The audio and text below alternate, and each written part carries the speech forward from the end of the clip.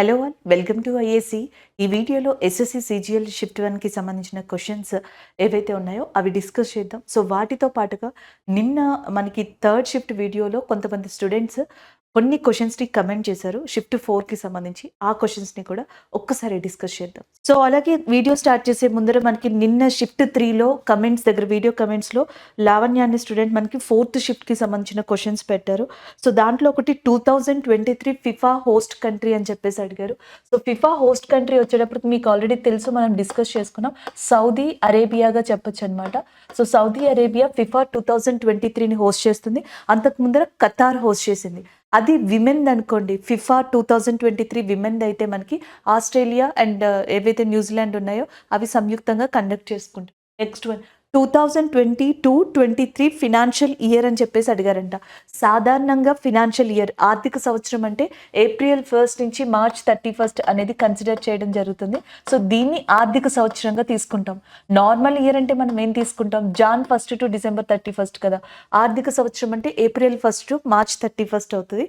So answer కూడా ఇక్కడ పెట్టారు. 1857 revolt last Mughal emperor Bahadur Shah 2. So మనకి 1857 తిరుగుబాటు సమయంలో ఎవరు మొఘల్ యొక్క లాస్ట్ రూలర్ గా ఉన్నారని అడిగారంట. సో ఆన్సర్ వచ్చేటప్పటికి బహదూర్ షా 2 అనే పర్సన్ అవుతారండి. సో మనకి బహదూర్ షా 2 అని మొఘల్ రూలర్ ఎవరైతే ఉన్నారో ఈయన నాయకత్వం వహించారు. హీరో ఆఫ్ 1857 రివోల్ట్ గా ఒక రకంగా మంగల్ పాండే గారిని చెప్పొచ్చు. అదే కనుక లీడర్ అని అడిగితే Bahadur Shah 2 the last ruler of Mughals అనమాట. సో బహదూర్ షా 2 గారిని ఎక్కడికి పంపించేస్తారని అడిగితే రంగూన్ లేదా ప్రజెంట్ మయన్మార్ ఏదైతే ఉందో ఆ ప్రాంతానికి బ్రిటిషర్స్ పంపించడం జరుగుతుంది. ఈయన ప్లేస్ లో మనకి ఢిల్లీలో నాయకత్వం వహించింది 1857 తిరుగుబాటుకి జనరల్ బఖ్త్ ఖాన్ అని చెప్పేసి మనకి ఎవరైతే బహదూర్ షా 2 ఉన్నారో ఆయన యొక్క కమాండర్ ఇన్ చీఫ్, ఆయన నాయకత్వం వహించడం జరుగుతుంది. సో ఇలాంటి క్వశ్చన్స్ మనం చూసుకోవాలి. ఝాన్సీ లక్ష్మీబాయి గ్వాలియర్ నుంచి, తాంతియా తోపే నానా సాహెబ్ కాన్పూర్ దగ్గర నుంచి, అండ్ బేగం హజ్రత్ మహల్ అవధ్ దగ్గర నుంచి. సో ఇలా 1857 తిరుగుబాటులో పాల్గొన్నారు. కున్వర్ సింగ్ ఫ్రమ్ బీహార్. ఇలా ఫోర్త్ బుద్ధిస్ట్ కౌన్సిల్ బై అని చెప్పేసి అడిగారంటే కనిష్క అని ఆన్సర్ ఇచ్చారు. మేబీ కింగ్స్ అడుగుండొచ్చు. సో ఫోర్త్ బుద్ధిస్ట్ కౌన్సిల్ కనిష్కుడు వల్ల జరిగింది. కనిష్కాని అశోక 2 అని కూడా పిలవడం జరుగుతుంది అనమాట. థర్డ్ బుద్ధిస్ట్ కౌన్సిల్ వచ్చేటప్పటికి అశోక 2 ఆధ్వర్యంలో జరిగింది. అలాగే second Buddhist council Kalashoka, first Buddhist council ఏమో అజాతశత్రు యొక్క ఆధ్వర్యంలో జరిగింది. Fourth Buddhist council Kundalvana in Jammu and Kashmir ప్రాంతం, అక్కడ మనకి ఫోర్త్ బుద్ధిస్ట్ కౌన్సిల్ అనేది జరిగింది అనమాట. సో బుద్ధిజం యొక్క పుస్తకాలని మనకి త్రిపీటకాస్ అని చెప్పేసి అంటారు. ఈ జోనర్ని ఈ ఎస్ఎస్సి షిఫ్ట్స్లో అసలు టచ్ చెయ్యలేదండి జనరల్గా. నెక్స్ట్ వచ్చేటప్పటికి బ్రహ్మ సమాజ్ ఫౌండర్ రాజా రామ్మోహన్ రాయ్ అని చెప్పేసి ఇచ్చారు. మేబీ బ్రహ్మ సమాజ్ ఫౌండర్ అని అడుగుంటారు. నేను చాలా షిఫ్ట్స్లో మీకు ఎక్స్ప్లెయిన్ చేశాను. ఏమని? ఈ servants of society, Indian society అని ఇస్తే గోపాలకృష్ణ గోఖలే గారు, ఆర్య సమాజ్ ఇస్తే దయానంద సరస్వతి, థియోసోఫికల్ సొసైటీ బ్లాసికి ఒకవేళ మెంబర్ అడిగితే అనిబీసెంట్, అలాగే బ్రహ్మ సమాజ్ ఫౌండర్ వచ్చేటప్పటికి రాజా రామ్మోహన్ రాయ్ గారు. ఇండియాలో సతీ యాక్ట్ లాంటిది రావడానికి కారణం కూడా మనకి రాజా రామ్మోహన్ రాయ్ గారు అని చెప్పొచ్చు అనమాట.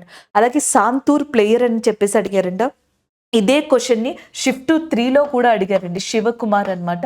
ఇది షిఫ్ట్ 4లో కూడా రిపీట్ అయింది అనమాట. నెక్స్ట్ వన్ లక్ష్మీ రాయ్ అనే పర్సన్ ఏ డాన్స్ ఫామ్కి సంబంధించిన వ్యక్తి? కథకలి, మణిపూర్, ఒడిస్సీ, కథక్కి సంబంధించిన వ్యక్తి అనమాట. నెక్స్ట్ వన్ చూద్దాం. పంచాయతీ రాజ్ ఆర్టికల్ అడిగారంటే యాక్చువల్గా ఆర్టికల్ 40 అనేది మనకి పంచాయతీ రాజ్ గురించి చెప్తుంది. డిపిఎస్పిలో ఆదేశిక సూత్రాల్లో గాంధేయ సూత్రాలు అని చెప్పేసి ఉంటాయి, గాంధీయన్ ప్రిన్సిపల్స్. సో దాంట్లో ఆర్టికల్ 40 మనకి పంచాయతీ రాజ్ గురించి ఎక్స్ప్లెయిన్ చేయబడింది. నెక్స్ట్ వచ్చేటప్పటికి గవర్నర్ టేక్స్ ఓత్. సో మనకి గవర్నర్ చేత ప్రమాణ స్వీకారం చేయించేది ఎవరు అని చెప్పేసి, సో ఇలాంటి క్వశ్చన్ ఉంది. ప్రెసిడెంట్ ఆఫ్ ఇండియాగా చెప్పొచ్చు అనమాట. సో ఇది ప్రెసిడెంట్ ఆఫ్ ఇండియాని గవర్నర్ని అపాయింట్ చేయడం కూడా జరుగుతుంది. నెక్స్ట్ వచ్చేటప్పటికి పాపులేషన్ డెన్సిటీ ఆఫ్ శ్రీలంక అడిగారంట. ఇండియాకి అయితే 382 స్క్వేర్ కిలోమీటర్స్గా ఉంటుంది, కానీ పాపులేషన్ డెన్సిటీ ఆఫ్ శ్రీలంక అని చెప్పేసి అడిగారంట. అది చూడాలి. దాదాపుగా 392 స్క్వేర్ కిలోమీటర్స్ ఎంతో ఉంటుంది. ఒకసారి చూడాల్సిందే. నెక్స్ట్ వన్ చూద్దాం. అండ్ నెక్స్ట్ వచ్చేటప్పటికి November to December with season in Telugu month. హేమంత ఋతువు అంటాం కదా, నవంబర్ టు డిసెంబర్ మధ్యలో ఉండేది. గ్రీష్మ ఋతువు, హేమంత ఋతువు, శరత్ ఋతువు ఇట్లా పిలుస్తాం కదా, అది హేమంత ఋతువు అనమాట. నెక్స్ట్ వన్ ఫుట్బాల్‌లో ఒక టర్మ్స్ అడిగారంట. ఫౌలు, పెనాల్టీ బాల్ ఇలా ఇచ్చారంట. సో, మనకి ఫౌల్ అనేది ఎక్కడ యూజ్ చేస్తారు? సో, జనరల్‌గా దీన్ని బాస్కెట్ బాల్ లాంటి దాంట్లో యూజ్ చేస్తారు. పెనాల్టీ బాల్ క్రికెట్‌లో యూజ్ చేస్తారనమాట. సో, ఇక్కడ మనకి మిగతా 2 ఆప్షన్స్ ఏమిచ్చారు అనే దాని మీద ఇది డిపెండ్ అయ్యి ఉంటది. నెక్స్ట్ వచ్చేటప్పటికి plant cell consist of cell wall, mitochondria ఇలాంటివి ఒక 4 ఆప్షన్స్ ఇచ్చి అడిగారంట. సో, ఇవి క్వెషన్స్ మనకి కొన్ని స్టూడెంట్స్ పెట్టినవి. అంతకు ముందర కొన్ని క్వెషన్స్ ఇండికా బుక్ అనేది అడగలేదంట. బట్ జగదీష్ గారు ఇండికా బుక్ గురించి అడిగినట్టుగా మనకి క్వెషన్ ఫ్రేమ్ అయింది. ఇండికా బుక్ అని కాదు, మెగస్థెనీస్ తన ఇండికా బుక్‌లో కాస్ట్ సిస్టమ్‌ని లేదా క్లాస్ సిస్టమ్ ఏదైతే ఉందో ఆ క్లాస్ సిస్టమ్‌ని ఎన్ని భాగాలుగా విడదీశారు అనేది క్వెషన్ అండి. ఇండికా బుక్ అని కాదు, ఆ రిలేటెడ్‌గా క్వెషన్ అడిగారంట. జియోగ్రఫీలో లార్జెస్ట్ డూన్ అడిగారంట. అది నేను ఎక్స్‌ప్లెయిన్ చేశాను నిన్న. సో, మీరు ఏవైతే క్వెషన్స్ పెట్టారో ఆల్మోస్ట్ అవన్నీ కూడా నిన్న ఎక్స్‌ప్లెయిన్ చేయడం జరిగిందండి.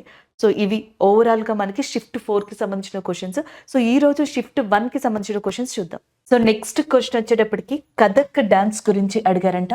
కథక్ డాన్స్ అనేది ఈ క్రింది ఏ జిల్లాలకి సంబంధించిందా లేదా డిస్ట్రిక్ట్ రిలేటెడ్గా అడిగారు. జనరల్గా కథక్ డాన్స్ అనేది నార్త్ ఇండియాలో చాలా ఫేమస్. ఎస్పెషల్లీ మనకి నార్త్ ఇండియాలో ఉత్తరప్రదేశ్ ఏదైతే ఉందో సో అది కథక్ డాన్స్కి పెట్టింది పేరుగా చెప్తా ఉంటారు. మీకు ఆల్రెడీ క్లాసికల్ డాన్సెస్ గురించి తెలుసు కదా. అస్సాంలో సట్రియా అనే డాన్స్ చాలా ఫేమస్ అనమాట. So Sattriya is a famous dance in Assam ఏరియాగా చెప్తాం. ఇప్పటికి ప్రతి షిఫ్ట్లో కూడా ఈ క్లాసికల్ డాన్స్ గురించి చెప్పడం జరిగింది. అలాగే నెక్స్ట్ వచ్చేటప్పటికి కథకళి అని చెప్పేసి ఉందనమాట.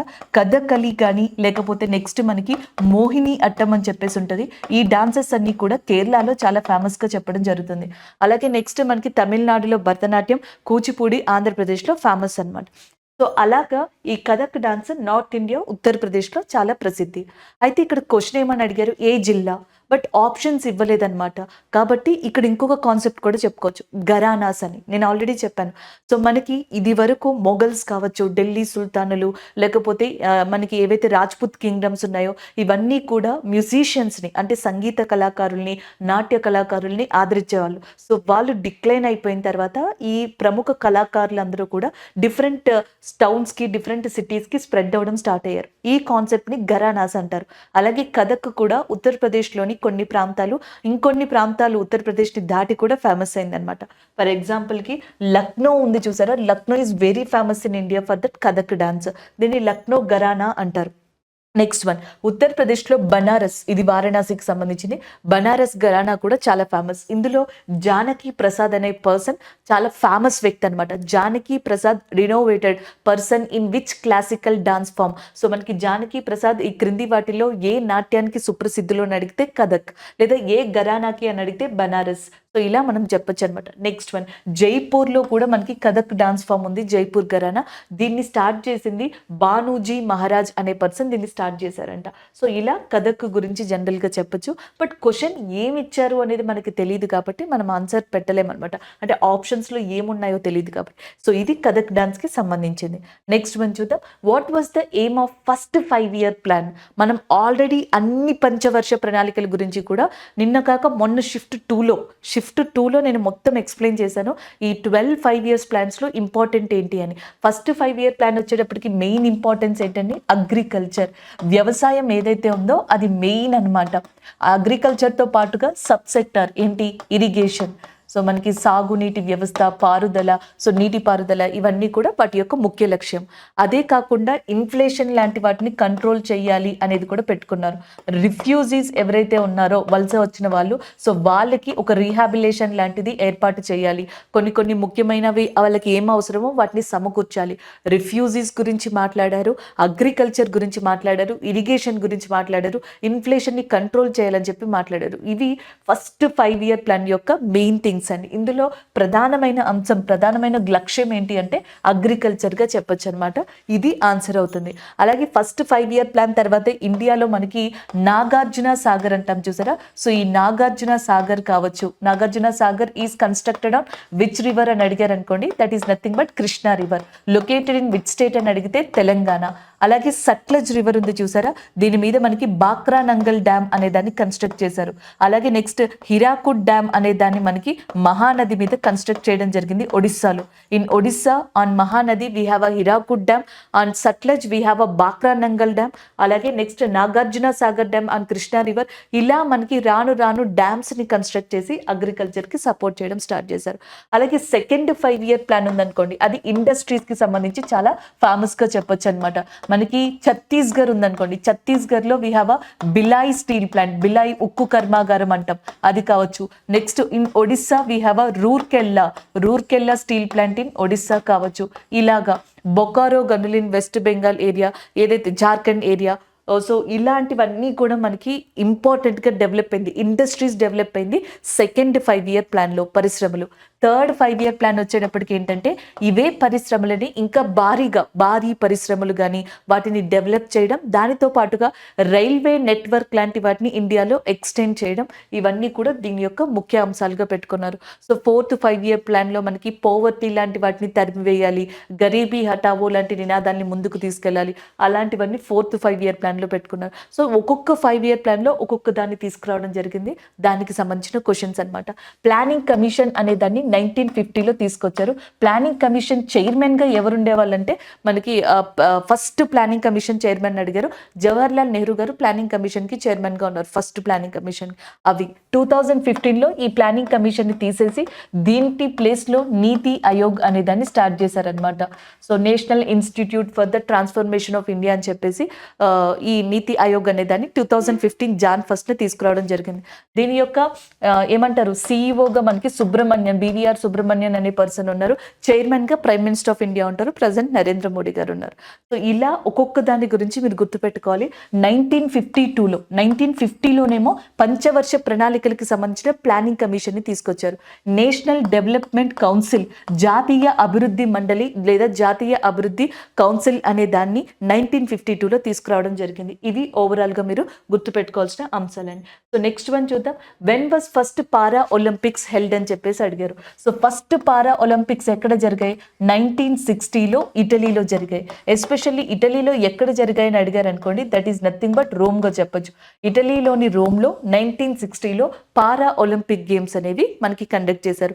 దాదాపుగా 23 కంట్రీల నుంచి 23 దేశాల నుంచి 400 మంది అథ్లెటిక్స్ దీంట్లో పార్టిసిపేట్ చేయడం జరిగింది. రీసెంట్ గా అయితే 2020 పారా ఒలింపిక్ గేమ్స్ అనేవి మనకి టోక్యో కేంద్రంగా జరిగాయి అనమాట. నెక్స్ట్ 2024లో పారా ఒలింపిక్ గేమ్స్ అనేవి ఫ్రాన్స్ లోని ప్యారిస్ కేంద్రంగా జరగబోతున్నాయి. సో ఇది పారా ఒలింపిక్స్ కి సంబంధించి మీరు గుర్తుపెట్టుకోవాల్సిన అంశాలు. నెక్స్ట్ వన్ చూద్దాం. దేవేంద్ర జజారియా అని చెప్పేసి ఒక పర్సన్ ఉన్నారు. దేవేంద్ర జజారియా కావచ్చు, లేకపోతే అవని లేఖరా అని చెప్పేసి ఉన్నారు. వీళ్ళందరూ కూడా ఫేమస్ పారా ఒలింపిక్ ప్లేయర్స్ గా చెప్పడం జరుగుతుంది. జూన్ 23 అనే దాన్ని ప్రతి సంవత్సరం కూడా మనం ఒలింపిక్ డే కింద సెలబ్రేట్ చేసుకుంటాం. ఇంటర్నేషనల్ ఒలింపిక్ డే, అంతర్జాతీయ ఒలింపిక్ దినోత్సవం అనేది జూన్ 23న రికగ్నైజ్ చేయడం జరిగింది. నెక్స్ట్ వన్ చూద్దాం. బృహదీశ్వర టెంపుల్ రిలేటెడ్ క్వశ్చన్ అంట. సో బృహదీశ్వర టెంపుల్ అనేది ఎక్కడ ఉంది అని అడగచ్చు. బృహదీశ్వర టెంపుల్ అనేది మనకి తమిళనాడులో ఉంది. ఎస్పెషల్లీ తమిళనాడులో ఎక్కడుంది అని అడిగారు అనుకోండి, that is nothing but Thanjavur area. So ఈ తంజావూర్లో దీన్ని ఎవరు కన్స్ట్రక్ట్ చేశారు అంటే చోళాస్ గా చెప్పొచ్చు అనమాట. చోళాస్ లో దీన్ని ఎవరు కన్స్ట్రక్ట్ చేశారు అంటే రాజరాజ చోళ ఎవరైతే ఉన్నారో ఆయన కన్స్ట్రక్ట్ చేయడం జరిగింది అనమాట. దీని యొక్క స్పెషాలిటీ ఏంటి అంటే బ్రాంజ్ నటరాజన్. సో మనకి కాంస్యంతో కూడిన నటరాజు బొమ్మ అనేది ఈ టెంపుల్లో అట్రాక్షన్ అనమాట. దాంతో పాటుగా ప్రపంచంలోనే లార్జెస్ట్ గ్రానైట్ టెంపుల్ ఇది. The world's largest granite temple which is constructed by the Chola king and Rajaraja Chola one and with the speciality of bronze Nataraja located in Thanjavur of Tamil Nadu and it is also recognised by యునెస్కోగా చెప్పొచ్చు. So UNESCO యొక్క headquarters ఎక్కడుంది అని అడిగారు అనుకోండి, UNESCO యొక్క head quarters మనకి Paris లో ఉంది.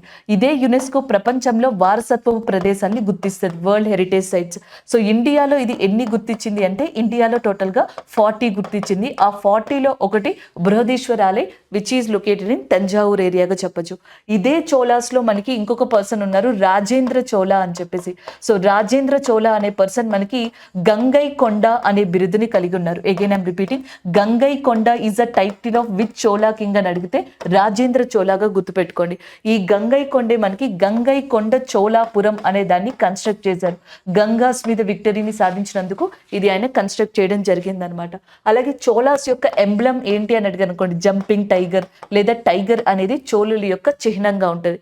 ఇదే తమిళనాడులో పల్లవాస్ ఎవరైతే ఉన్నారో నరసింహవర్మన్ కానీ నందివర్మన్ కానీ whatever the Pallava kings are they, ఈ పల్లవులు మనకి కాంచీపురంలో కైలాసనాథ టెంపుల్ అనే దాన్ని కట్టించారు.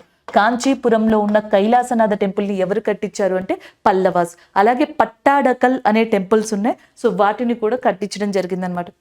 ఈ కాంచీపురంలో కైలాసనాథ టెంపుల్ మహారాష్ట్రలో ఎల్లోరాలో ఉన్న కైలాసనాథ టెంపుల్ యొక్క రెప్లికా అంటారనమాట. సో ఎందుకంటే ఎల్లోరాలో రాష్ట్రకూట రాజైన కృష్ణవన్ అనే ఆయన ఒక single rock tallest rock cut temple in the world ని కన్స్ట్రక్ట్ చేశారు. సో దాన్ని మనకి కైలాసనాథ టెంపుల్ అంటారు. సేమ్ అలాంటి రెప్లికానే పల్లవాస్ కాంచీపురంలో కన్స్ట్రక్ట్ చేయడం జరిగిందనమాట. సో చోళాస్ లో ఆదిత్య చోళ అని చెప్పేసి ఇంకొక పర్సన్ ఉన్నారు. ఆదిత్య చోళ కూడా మనకి ఇంపార్టెంట్ శైవ టెంపుల్ ని, శివ టెంపుల్స్ ని మనకి తమిళనాడులో కన్స్ట్రక్ట్ చేయడం జరిగిందనమాట. సో ఇవి అలాగే అనంత పద్మనాభ స్వామి టెంపుల్ అనేవి మనకి కేరళలో లొకేట్ అయింది. శబరి టెంపుల్ అనేది కేరళలో లొకేట్ అయింది. కోనార్క్ సూర్య దేవాలయం అంటాం, మనకి 10 రూపీస్ నోట్ మీద సింబల్ గా ఉంటుంది. ఈ కోనార్క్ సన్ టెంపుల్ అనేది మనకి ఒడిస్సాలో లొకేట్ అయ్యింది. అలాగే ఎప్పుడో అడిగే క్వశ్చన్ ఎస్ఎస్సిలో కామాఖ్య టెంపుల్. సో ఈ కామాఖ్య టెంపుల్ అనేది చాలా ఫేమస్. ఇక్కడ అంబుబాచి మేళా, అంబుబాచి ఫెస్టివల్ అనేది సెలబ్రేట్ చేస్తారంట. ఇది వచ్చేటప్పటికి మనకి అస్సాంలో లొకేట్ అయ్యి ఉందన్నమాట. సో ఇలా Vaishnavi Devi temple Amarnath cave. So ఈ వైష్ణవి దేవి టెంపుల్ ఎక్కడుంది అంటే that is located in Jammu Kashmir ఏరియాగా చెప్పొచ్చు అనమాట. ఇలా హిడింబా టెంపుల్ అని చెప్పేసి ఉంది. సో ఈ హిడింబా టెంపుల్ అనేది ఎక్కడ లొకేట్ అయ్యి ఉందంటే that is located in Himachal Pradesh area. ఇలాంటివి ఏదైనా జ్వాలాముఖి టెంపుల్, హిడింబా టెంపుల్ ఇవన్నీ హిమాచల్ ప్రదేశ్లో లొకేట్ అయి ఉన్నాయన్నమాట. తానేశ్వర టెంపుల్ అనేది హర్యానాలో లొకేట్ అయింది. సోమనాథేశ్వర టెంపుల్ అనేది గుజరాత్లో లొకేట్ అయ్యింది. అలాగే నెక్స్ట్ వచ్చేటప్పటికి దిల్వారా టెంపుల్, జైన్ టెంపుల్ ఇది వచ్చేటప్పటికి రాజస్థాన్లోని మౌంట్ అబు అనే ప్రదేశంలో లొకేట్ అయి ఉంది. ఖజురహో టెంపుల్ అని చెప్పేసి ఉంటుంది. ఈ ఖజురహో టెంపుల్ అనేది మధ్యప్రదేశ్లో లొకేట్ అయి ఉంది. సో ఇలా మనకి ఎలాంటి క్వశ్చన్ అయినా టెంపుల్స్ నుంచి, కన్స్ట్రక్షన్ నుంచి అడగచ్చు. ఒక్కసారి చూసుకోండి. అలాగే క్వశ్చన్ బహమనీ కింగ్డమ్ రిలేటెడ్గా ఇచ్చారంట. మేబీ బహమనీ కింగ్డమ్ అనేది ఎవరు స్థాపించారని అడగచ్చు. హసన్ గంగు. సో హసన్ గంగుని ఏమని కూడా పిలవచ్చు అంటే అల్లావుద్దీన్ హసన్. అల్లావుద్దీన్ హసన్ అన్న, హసన్ గంగు అన్న ఒకళ్ళే. హసన్ గంగు యొక్క ఏనిషెంటర్స్ ఎవరైతే ఉన్నారో సో వాళ్ళు అల్లావుద్దీన్ ఖిల్జీకి సంబంధించిన ఫాలోవర్స్గా చెప్తా ఉంటారు. సో అక్కడి నుంచి ఈ కింగ్డమ్ అనేది డెవలప్ అయిన తర్వాత అండ్ నెక్స్ట్ ఈ బహమనీ కింగ్డమ్ 5 టైప్స్ కింద విడిపోయింది. దాంట్లో అహ్మదానగర్ కింగ్డమ్ ఒకటి. సో దీన్ని స్థాపించింది మాలిక్ అహ్మద్ షా అనే పర్సన్ అనమాట. నెక్స్ట్ వన్ వీళ్ళల్లో ఇంకొక ఇంపార్టెంట్ పర్సన్ ఉన్నారు, ఫిరోజ్ షా బహమనీ. ఈయన దౌలతాబాద్లో ఒక అబ్జర్వేటరీ అనే దాన్ని కూడా నిర్మించారనమాట. అలాగే నెక్స్ట్ ఇంకొక ఫేమస్ పర్సన్ అహ్మద్ షా. బహమనీ కింగ్డమ్లో వన్ ఆఫ్ ద రెప్యూటెడ్ కింగ్గా అహ్మద్ షా అనే పర్సన్ని చెప్పొచ్చు అనమాట. ఈయన అప్పటి వరకు క్యాపిటల్ గుల్బర్గా ఉంది. ఈ గుల్బర్గా నుంచి బీదర్కి చేంజ్ చేశారనమాట. అది ఒకటి. ఈయనని వాలి అని కూడా పిలుస్తారంట. Who is known as a వాలి in Bahmani kingdom and that is nothing but Ahmad Shah. So వీళ్ళందరూ కూడా మనకి మహమ్మద్ బిన్ తుగ్లక్ కాలంలో ఏర్పడ్డారు. బహమనీ కింగ్డమే మహమ్మద్ బిన్ తుగ్లక్ కాలంలో ఏర్పడింది. సో వీళ్ళకి రైవల్రీగా ఉన్నది ఏది అంటే Vijayanagara kingdom. And Vijayanagara kingdom కి బహమనీ కింగ్డమ్ కి మధ్య రాక్షసి తంగడి యుద్ధం లేదా తల్లికోట యుద్ధం అనేది జరిగిందనమాట. సో దానికి సంబంధించి ఇవే సెలెక్టివ్ గా ఎందుకు చెప్పామంటే ఇవి already SSC previous questions. So అందుకని చెప్పేసి బహమనీ కింగ్డమ్ రిలేటెడ్ క్వశ్చన్ అంటే మనకి వాస్ట్ ఇన్ఫర్మేషన్ ఉంది కాబట్టి కొన్ని సెలెక్టివ్ గా చెప్పుకోవాలి. Next one, in which year was the Indian Olympic Association formed? Indian Olympic Association 1927లో ఫామ్ అయిందనమాట. ఫస్ట్ ప్రెసిడెంట్గా సర్ దోరాబ్జీ టాటా అనే పర్సన్ ఉన్నారనమాట. అండ్ రీసెంట్గా అయితే ఫస్ట్ ఫీమేల్ ఇండియాలో ఇండియన్ ఒలింపిక్ అసోసియేషన్కి ప్రెసిడెంట్ అయింది పిటి ఉషా గారు. ఆ క్వశ్చన్ని కూడా ఆల్రెడీ అడిగారు. పిటి ఉషా గారి కన్నా ముందర మనకి సుమారివాలా అనే పర్సన్ ఎవరైతే ఉన్నారో ఆయన ప్రెసిడెంట్గా ఉన్నారు ఇండియన్ ఒలింపిక్ అసోసియేషన్కి. నెక్స్ట్ చూసుకున్నట్టయితే దశరాజ వార్ ఏదైతే ఉందో దశరాజన్ యుద్ధం, దానికి సంబంధించి అడిగారంట. దశరాజన్ యుద్ధం అనేది పరుషణి రివర్ దగ్గర జరిగింది. పరుషణి రివర్ని రావి రివర్ అని కూడా పిలవచ్చు. సో రావి రివర్ హిమాచల్ ప్రదేశ్లో ఆరిజినేట్ అయింది అండ్ ఇండస్ నదికి ఇది ఉపనదిగా కూడా చెప్పడం జరుగుతుంది. Next one, Sudas. ఇది మెయిన్గా ఎవరికి జరిగింది? భరతాస్కి అండ్ యాజ్ వెల్ యాజ్ 10 ఇంకా మిగతా క్లెయిన్స్కి మధ్యలో ఒక 10 క్లెయిన్స్ ఏవైతే ఉన్నాయో 10 జాతులు, వాటికి భరత జాతికి మధ్యలో జరిగింది. ఆర్యన్స్, నాన్ ఆర్యన్స్ అని కూడా చెప్తా ఉంటారు. ఈ 10 కింగ్డమ్స్ ఏంటంటే పురు, యదు, అను, దుర్వాస ఇలాంటివన్నీ కూడా ఉన్నాయన్నమాట. యాక్చువల్‌గా ప్రాబ్లమ్ మనకి వశిష్ఠుడికి, విశ్వామిత్రుడికి స్టార్ట్ అయింది. అలా వీటి మధ్య వ్యాపించింది అని చెప్తారు. సో ఇది రావి నది దగ్గర జరిగింది. విక్టరీ అనేది సుదాసుడికెళ్ళింది. సుదాస భరత క్లెయిన్ ఏదైతే ఉందో సో దానిని మనకి లీడ్ చేయడం జరిగింది. ఆయన ఈ విక్టరీని సాధించారు. ఇది దశరాజన్ యుద్ధంగా చెప్పడం జరుగుతుంది. ఎగ్జాక్ట్‌గా వేదిక్ కల్చర్ అంటాం చూసారా, వేదకాలం అప్పుడు చెప్పినప్పుడు ఈ దశరాజన్ వార్ గురించి కూడా చెప్పడం జరుగుతుంది. నెక్స్ట్ మనం చూద్దాం. సో నెక్స్ట్ వచ్చేటప్పటికి ఇండస్ట్రియల్ రివల్యూషన్ రిలేటెడ్. అసలు జనరల్‌గా ఎలా క్వశ్చన్ అడిగారు అనేది తెలియదండి. ఇండస్ట్రియల్ రివల్యూషన్ పారిశ్రామిక విప్లవం అనేది భారతదేశంలో అయితే 1854లో స్టార్ట్ అయింది. అప్పట్లో బాంబేలో ఒక కాటన్ మిల్లుని స్టార్ట్ చేశారు. ఆసియాలో ఫస్ట్ కాటన్ మిల్ కూడా అదే అనమాట. సో దాని తర్వాత నెమ్మదిగా చిన్న చిన్న ఇండస్ట్రీస్ని స్టార్ట్ చేసి వాటిని డెవలప్ చేసుకుంటూ వెళ్ళారు. అలా భారతదేశంలో మొదటి పారిశ్రామిక విప్లవం లేదా యుగంగా ఈ ఇయర్ని చెప్పుకుంటారు. ఇండస్ట్రియల్ పాలసీ అన్నాం అనుకోండి, సో మనకి పారిశ్రామిక పాలసీకి సంబంధించి అయితే 1948లో ఫస్ట్ పాలసీ వచ్చిందనమాట. అండ్ ఇండిపెండెన్స్ కన్నా ముందరే దీనిని శ్యామ్ ప్రసాద్ ముఖర్జీ అనే పర్సన్ మనకి ఇంట్రడ్యూస్ చేశారు. దాని తర్వాత 1956లో దీంట్లో కొన్ని మార్పులు చూసి రెండవ పారిశ్రామిక పాలసీ అనేది రావడం జరిగిందనమాట, సెకండ్ ఇండస్ట్రియల్ పాలసీ. అసలు భారతదేశంలో ఫాదర్ ఆఫ్ ఇండస్ట్రియల్ పాలసీ అని చెప్పేసి ఎవరిని పిలుస్తారంటే జంషెడ్జీ టాటా. ఆయనని జంషెడ్జీ నుసర్వాన్జీ టాటా అని కూడా పిలవచ్చు అనమాట. ఆయన యొక్క ఆధ్వర్యంలో ఇవన్నీ స్టార్ట్ అయ్యాయి.